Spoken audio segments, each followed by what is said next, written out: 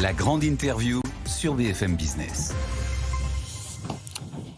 Mon invité maintenant, c'est Aziz Seni. Il est fondateur du Forum économique des banlieues. On appelle ça le Davos des banlieues. Bonsoir Aziz Seni. Bonsoir. Merci d'être là. Vous êtes aussi président du réseau Quartier d'affaires.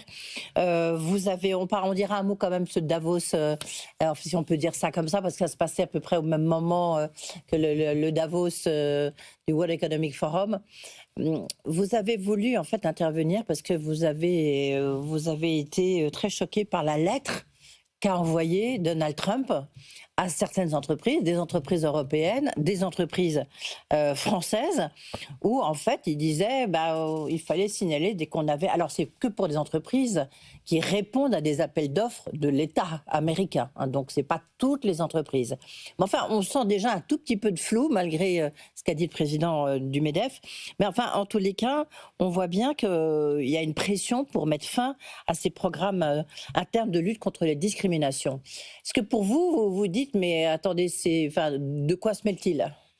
Évidemment qu'on est nombreux à se dire de quoi se mêle-t-il. Oui, parce que vous êtes un entrepreneur issu des banlieues, on se dit, issu de la diversité. Issu de la diversité. On a un président d'un État étranger qui vient expliquer à des entreprises privées ce qu'elles doivent faire, là où elles doivent investir et comment elles doivent gérer leur politique RH et leur politique d'achat responsable dans certains territoires, etc.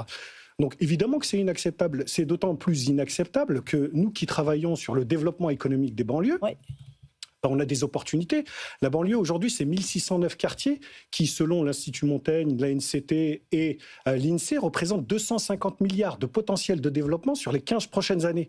Là où M. Trump organise chez lui aux États-Unis ce qu'on appelle les Opportunity Zones et y invite les investisseurs américains à investir 75 milliards sur les 6 dernières années, il est en train d'expliquer aux entreprises françaises qu'elles ne doivent pas toucher à ce gâteau via cette discrimination positive territoriale, les zones franches, les banlieues, les zones rurales de revitalisation. Et donc c'est inacceptable. Faites ce que je dis, faites pas ce que je fais, que M. Trump s'occupe de ses affaires, et ses affaires, elles s'arrêtent à ses frontières.